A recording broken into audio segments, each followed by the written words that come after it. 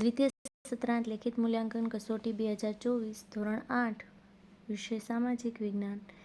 આજે લેવાયેલ પેપરનું સંપૂર્ણ સોલ્યુશન જોઈશું. પ્રશ્ન 1 સવિસ્તાર જવાબ લખો. પહેલું, સ્વામી વિવેકાનંદના ઉપદેશો લખો. તો તેમાં આવશે સ્વામી વિવેકાનંદે સમાજ સેવા અને સમાજ સુધારણાના ઉપદેશ દ્વારા તે સમયના પ્રચલિત સામાજિક દૂષણો અને ધાર્મિક ક્રિયાકાંડોનો સખત વિરોધ કર્યો હતો. તેમના મતે જે ધર્મ કે ઈશ્વર વિધવાના આંસુ લૂછી શકે નહીં કે નિરાધાર બાળકોના મોંમાં રોટીનો ટુકડો મૂકી શકે નહીં, તે ધર્મ કે ઈશ્વરમાં હું માનતો નથી. તેઓ કહેતા કે પહેલાં અન્ન પછી ધર્મ. તેઓ મનુષ્ય માત્રમાં ઈશ્વરના દર્શન કરતા. તેથી તેઓ કહેતા હતા કે માનવ સેવા એ જ પ્રભુ સેવા છે. તેઓ યુવાનોને કહેતા કે ઉત્તિષ્ઠત જાગ્રત પ્રાપ્ય વરાન્ની બોધત. ઉઠો, જાગો અને ધ્યેય પ્રાપ્તિ સુધી માંડ્યા રહો. બીજું, મહાત્મા ગાંધીજીના શિક્ષણ અંગેના વિચારો વિશે લખો.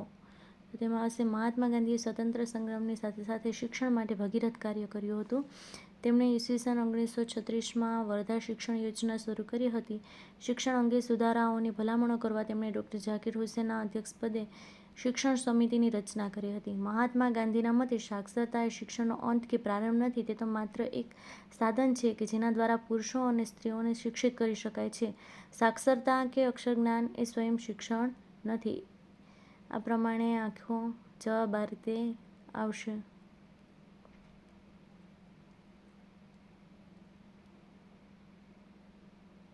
ગાંધીજીનો. ત્યારબાદ ત્રીજો છે બ્રહ્મો સમાજની પ્રવૃત્તિઓ લખો. તો તેમાં બ્રહ્મો સમાજની સ્થાપના રાજા રામમોહન રાયે કરી હતી. ભારતીય સમાજમાં ચાલતા કુરિવાજો સામે ઝુંબેશ ચલાવવા તેમજ સામાજિક સુધારા કરવા ઈસવીસન 1815માં રાજા રામમોહન રાયે આત્મીય સભા નામની સંસ્થા સ્થાપી હતી. એ જ સંસ્થા ઈસવીસન 1828માં બ્રહ્મો સમાજ નામે પ્રસિદ્ધ થઈ હતી. બ્રહ્મો સમાજની મુખ્ય પ્રવૃત્તિઓ આ પ્રમાણે છે. અહીં સંવાદ કૌમુદીથી લઈ અને આંતરજ્ઞાતીય લગ્નનો પ્રચાર કર્યો. આ બધી બ્રહ્મો સમાજની પ્રવૃત્તિઓ છે.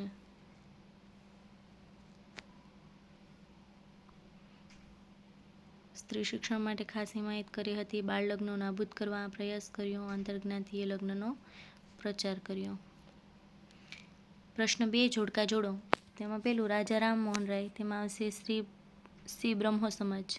બીજું રવિન્દ્રનાથ ટાગોર, તેમાં આવશે ડી શાંતિ નિકેતન. ત્રીજું દયાનંદ સરસ્વતી, તેમાં આવશે લાહોરમાં એંગ્લો વૈદિક કોલેજની સ્થાપના. ચોથું સ્વામી વિવેકાનંદ, તેમાં આવશે એ ઉઠો, જાગો અને ધ્યેય પ્રાપ્તિ સુધી માંડ્યા રહો. પ્રશ્ન 3 ટૂંકમાં જવાબ લખો. પહેલું, મવાળવાદી નેતાઓમાં કયા કયા નેતાઓનો સમાવેશ થતો હતો?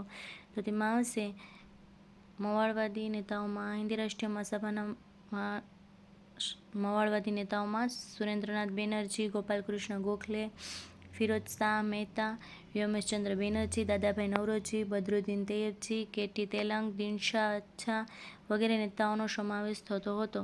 બીજું, ગાંધીજીએ રોલેટ એક્ટને કાળો કાયદો શા માટે કહ્યો?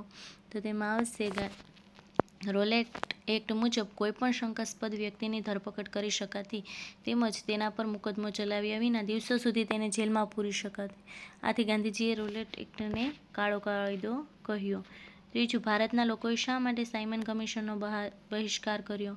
તો તેમાં આવશે 7 સભ્યોના બનેલા સાયમન કમિશનના બધા જ સભ્યો અંગ્રેજો હતા. તેમાં એક પણ ભારતીયને સ્થાન આપવામાં આવ્યું ન હોવાથી ભારતના લોકોએ સાયમન કમિશનનો બહિષ્કાર કર્યો. ચોથું, ગાંધીજીએ અસહકાર આંદોલન શા માટે મોકૂફ રાખ્યું?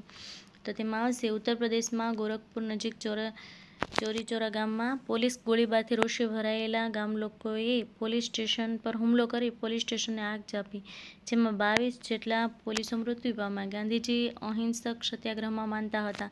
આ હિંસક સમાચાર સાંભળીને દુઃખી થયેલા ગાંધીજીએ આંદોલન મોકૂફ રાખવાની જાહેરાત કરી. પ્રશ્ન 3બ ખાલી જગ્યા પૂરો. પહેલું, બારડોલી સત્યાગ્રહ બાદ વલ્લભભાઈ પટેલ સરદાર તરીકે ઓળખાયા. બીજું, ગાંધીજીએ ડુંગળી ચોરનું બિરુદ મોહનલાલ પંડ્યાને આપ્યું.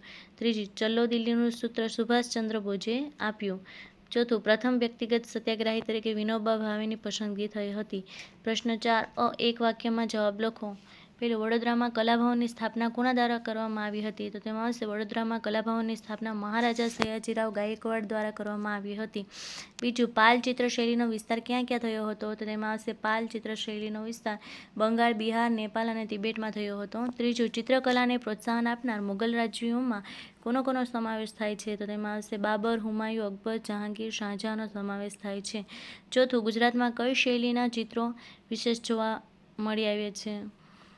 તો તેમાં આવશે જૈન અને ગુજરાતમાં જૈન ચિત્રશૈલીના ચિત્રો વિશેષ મળી આવ્યા છે. પ્રશ્ન 4 બ, આપેલ વિધાનો ખરા છે કે ખોટા તે જણાવો. પહેલું, રવિન્દ્રનાથ ટાગોરને આધુનિક ભારતીય ચિત્રકલાના ભીષ્મ પિતામહ તરીકે ઓળખવામાં આવે છે. સાચું. બીજું, બાબરે ચિત્રશાળાની સ્થાપના કરી હતી. તેમાં આવશે ખોટું. ત્રીજું, વડોદરામાં મહારાજા સયાજીરાવે સ્થાપેલું કલાભવન કલાનું શિક્ષણ અપાતું હતું. સાચું. ચોથું, કલાશાસ્ત્રીઓ કલાને 5 ભાગમાં વહેંચે છે. તો તેમાંય ખોટું આવશે. પાંચમું, પ્રશ્ન 5, 2-3 વાક્યમાં જવાબ લખો. પહેલું, મહાગુજરાત આંદોલનના અગ્રણી નેતાઓ કોણ કોણ હતા? તો તેમાં આવશે શ્રી ઇન્દુલાલ યાજ્ઞિક, શ્રી ભાઈલાલભાઈ, શ્રી બ્રહ્મકુમાર ભટ્ટ વગેરે મહાગુજરાત આંદોલનના અગ્રણી નેતાઓ હતા. બીજું, અવકાશ વિજ્ઞાન ક્ષેત્રે ભારતે સાધેલ પ્રગતિની નોંધ લખો. તો તેમાં આવશે ભારતે અવકાશ સંશોધન ક્ષેત્રે અસાધારણ સિદ્ધિઓ મેળવી છે. ભારતે Aryabhata, Bhaskar, Rohini, SRO, SSC2, GSLV, FO2 સંચાર ઉપગ્રહ, GSAT-12 જેવા ઉપગ્રહો સફળતાપૂર્વક આકાશમાં છોડ્યા છે. ભારતે અવકાશમાં ઉપગ્રહો છોડવા માટે વિશિષ્ટ પ્રકારના GSLV જીઓસિંક્રોનાઇઝ સેટેલાઇટ લોન્ચ વ્હીકલ તૈયાર કર્યા છે. 5 નવેમ્બર 2013ના રોજ ભારતના વૈજ્ઞાનિકોએ સફળતાપૂર્વક મંગળયાન છોડ્યું હતું. આમ ભારતે છોડેલા ઉપગ્રહો મંગળ ગ્રહ પર પહોંચવા માટેનું મંગળ અભિયાન તેમજ ઉપગ્રહો છોડવામાં સાધેલ સંપૂર્ણ સ્વાવલંબન વગેરે ભારતની વિશિષ્ટ અને નોંધપાત્ર સિદ્ધિઓ રહી છે. ત્યારબાદ ત્રીજું છે, નવા ગુજરાત રાજ્યનું ઉદ્ઘાટન ક્યારે અને કોના હસ્તે કરવામાં આવ્યું હતું? તો તેમાં આવશે ગુજરાત રાજ્યનું ઉદ્ઘાટન 1 મે 1960ના રોજ પૂજ્ય રવિશંકર મહારાજના હસ્તે કરવામાં આવ્યું હતું. ચોથું, સ્વતંત્ર ભારતની સામે કયા કયા પડકારો હતા? તો તેનો જવાબ આવશે સ્વતંત્ર ભારતની સામે આ મુજબના પડકારો હતા. અખંડ હિન્દુસ્તાનના ભાગલા થતાં ભારત અને પાકિસ્તાન એમ 2 રાષ્ટ્રો અસ્તિત્વમાં આવ્યા. પાકિસ્તાને પોતાના દેશમાંથી બિન મુસ્લિમોને હાંકી કાઢવાની નીતિ અપનાવતા લગભગ 80 લાખ શરણાર્થીઓ પાકિસ્તાનથી ભારત આવ્યા હતા. એ શરણાર્થીઓને ભારતમાં સમાવવા અને તેમને રોજગારી આપવી. આઝાદી મળે તે સમયે ભારતમાં નાના મોટા 562 જેટલા દેશી રાજ્યો હતા. એ રાજ્યોનું એકીકરણ કરી તેમને ભારત સંઘ સાથે જોડવા માટે તેમને સહમત કરવા. દેશની પ્રજાની અપેક્ષાઓ અને આકાંક્ષાઓ સંતોષી શકે તેવું રાજ્ય બંધારણ ઘડવું અને રાજકીય વ્યવસ્થા બનાવવી. ઈસવીસન 1947માં ભારતની વસ્તી લગભગ 35 કરોડ જેટલી હતી. એ વસ્તી ભાષા, પહેરવેશ, ધર્મ, પ્રદેશ અને સાંસ્કૃતિક બાબતોમાં ભિન્નતાઓ ધરાવતી હતી. અનેક વિવિધતા ધરાવતી એ પ્રજામાં રાષ્ટ્રીય એકતાની ભાવના જગાડી રાષ્ટ્રીય વિકાસ કરવો. આઝાદીના સમયે દેશની વસ્તીનો મોટો સમુદાય ગામડામાં રહેતો હતો અને ખેતી કરતો હતો. એ ગ્રામીણ વિસ્તારોમાં ખેતીની અને ખેતી સાથે જોડાયેલ રોજગારીની વિકટ સમસ્યાઓ હતી. દેશના શહેરી વિસ્તારોમાં ગંદકી, ગીચ વસવાટો, ગરીબી, શિક્ષણ અને આરોગ્યલક્ષી સવલતોનો અભાવ વગેરે સમસ્યાઓ હતી. પાંચમું, ગુજરાત રાજ્યના પ્રથમ રાજ્યપાલ અને પ્રથમ મુખ્યમંત્રી કોણ હતા? તો ગુજરાત રાજ્યના પ્રથમ રાજ્યપાલ શ્રી મહેંદી નવાઝ જંગ અને પ્રથમ મુખ્યમંત્રી ડૉક્ટર જીવરાજ મહેતા હતા.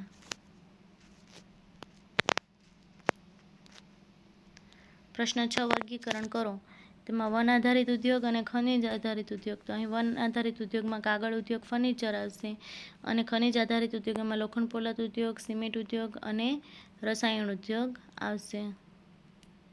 પ્રશ્ન 7 અ, મુદ્દાસર જવાબ લખો.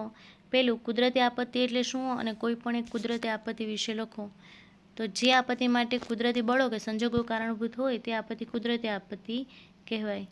તેમાં આપણે કોઈ એક આપત્તિ એટલે કે ભૂસ્ખલન વિશે જોઈશું.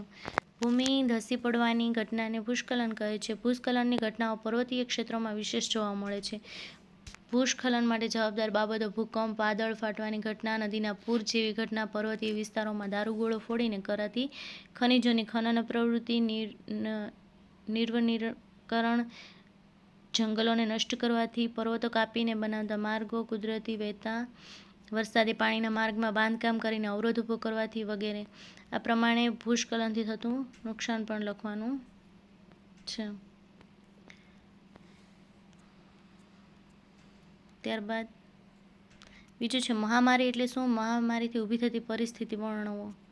તો તેનો જવાબ આવશે ખૂબ વ્યાપક વિસ્તારમાં હજારો લોકો વિષાણુજન્ય રોગનો ભોગ બને ત્યારે તે પરિસ્થિતિને મહામારીની પરિસ્થિતિ કહે છે. Ebola, swine flu, dengue, corona વગેરે વિષાણુજન્ય રોગો છે. સામાન્ય રોગો કરતાં વિષાણુજન્ય રોગોના સંક્રમિતોની સંખ્યા ખૂબ જ ઝડપથી વધે છે. તેમજ તેમાં સંખ્યાબંધ લોકો મૃત્યુ પામે છે. વિષાણુજન્ય રોગોની મુખ્ય વિશેષતા છે. વિષાણુજન્ય રોગોના ચેપને અટકાવવા માટેની રોગપ્રતિકારક રસી અને દવાઓનો શોધાય ત્યાં સુધી એ રોગો નિરંકુશ રીતે દુનિયામાં ફેલાઈને લાખો લોકોને પોતાના ભરડામાં લઈ લે છે. પરિણામે ખૂબ જ મોટી સંખ્યામાં લોકો મૃત્યુ પામે છે. એવી રીતે મહામારીનો આખો જવાબ આ રીતે આવશે.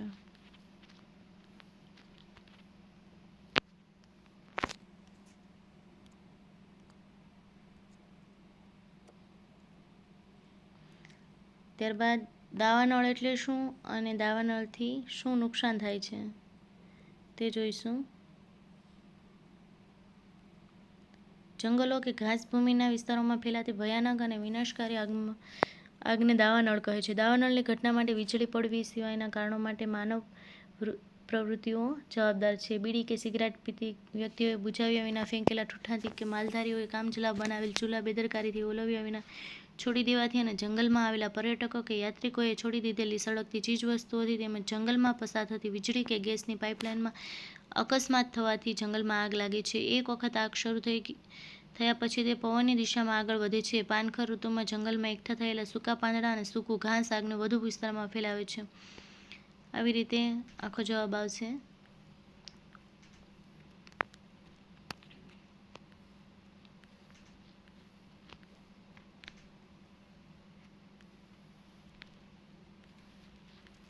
હવે પ્રશ્ન 7બ.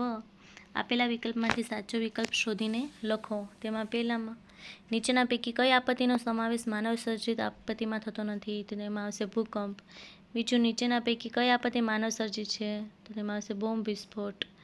ગુજરાતમાં સાપુતારામાં આવી ઘટનાઓ જવલ્લે બને છે. તેમાં આવશે ભૂસ્ખલન. ચોથું, પૂર્વાગ્રહી કરી શકાય એવી આપત્તિ કઈ છે? તો તેમાં આવશે ડી વાવાઝોડું. પાંચમું, નીચેનામાંથી કઈ આપત્તિ કુદરતી આપત્તિ નથી? તો તેમાં આવશે ઔદ્યોગિક અકસ્માત. છઠ્ઠું, નીચેના પૈકી કયો રોગ વિષાણુજન્ય રોગ છે? તો તેમાં આવશે કોરોના. પ્રશ્ન 8અ. ટૂંક નોંધ લખો. અહીં વડી અદાલત, ભારતનું ન્યાયતંત્ર અને સર્વોચ્ચ અદાલત. તો વડી અદાલતની ટૂંક નોંધ આ પ્રમાણે છે.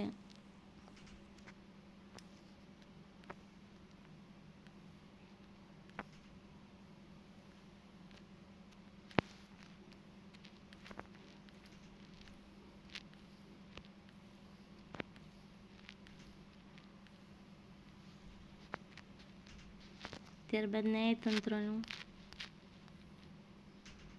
ભારતનું ન્યાયતંત્ર તે આ પ્રમાણે આવશે.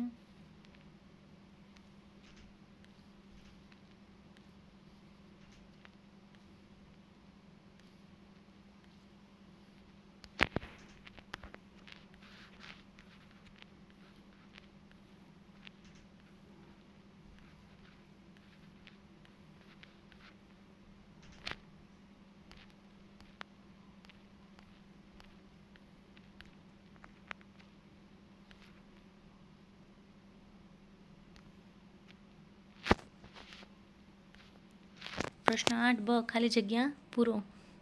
પહેલું, વડી અદાલતનો વ્યવહાર અંગ્રેજી ભાષામાં ચાલે છે. બીજું, ગુજરાત રાજ્યની વડી અદાલત અમદાવાદ શહેરમાં છે. ત્રીજું, ન્યાયની દેવીએ પોતાના હાથમાં ત્રાજવું અને તલવાર ધારણ કરેલ છે. ચોથું, ભારતના ન્યાયતંત્રની ટોચ પર સર્વોચ્ચ અદાલત છે.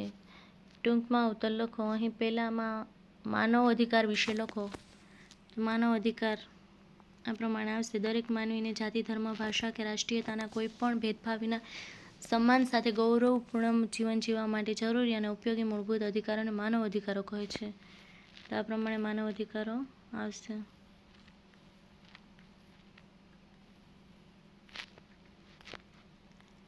ત્યારબાદ બીજું છે બાળ અધિકાર. તો બાળકોના કલ્યાણ અને તેમનો વિકાસ સાધવા માટે તેમજ તેમની શારીરિક, માનસિક અને બૌદ્ધિક શક્તિઓનો વિકાસ કરી તેમને સ્વસ્થ અને જવાબદાર નાગરિકો બનાવવા માટે જરૂરી અધિકારોને બાળ અધિકારો કહે છે. આ બાળ અધિકારો છે. જાતિ, રંગ, લિંગ, ભાષા, ધર્મ કે રાષ્ટ્રીયતાના ભેદભાવ વિના જીવન જીવવાનો જન્મસિદ્ધ અધિકાર. આ પ્રમાણે બાળ અધિકારો આવશે. ત્રીજું છે શિક્ષણથી વંચિત રહેનાર વ્યક્તિને કેવી કેવી સમસ્યાઓ નડતી હશે. તેમાં હશે આ પ્રમાણે નિરક્ષર વ્યક્તિને સારા પગારવાળી નોકરી મળતી નથી. તેના આજીવિકા મેળવવા માટે શારીરિક શ્રમનું, મજૂરીનું કામ કરવું પડે છે. તેથી તેને જીવનભર પૈસાના અભાવની સ્થિતિમાં સુખ સગવડો વિનાનું જીવન જીવવું પડે છે.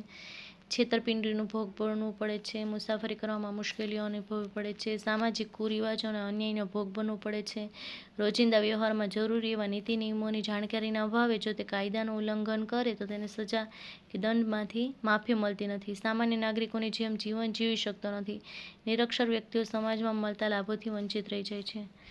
પ્રશ્ન 10 ટૂંકમાં ઉત્તર લખો. પહેલો, માર્ગ અકસ્માતના મુખ્ય કારણો જણાવો.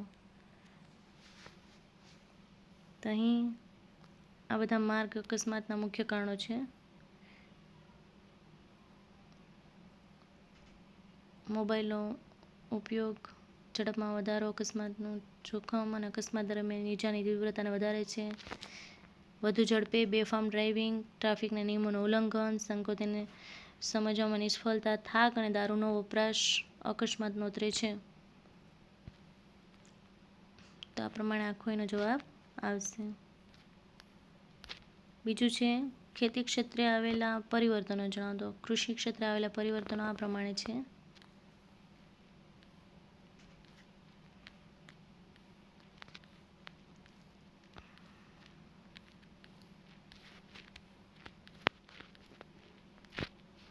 અહીં સુધી આવશે. અછતની પરિસ્થિતિનો સરળતાથી સામનો કરી શકાય છે.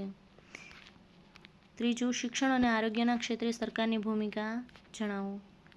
તો તેનો અહીંથી ઈસવીસન 2009થી આ પ્રમાણે જવાબ આવશે. અહીંયા સુધી. આમ શિક્ષણ ક્ષેત્રે સરકાર મહત્વની ભૂમિકા અદા કરે છે. ચોથું, માનવીની મૂળભૂત જરૂરિયાતો કઈ કઈ છે. તો તેમાં આવશે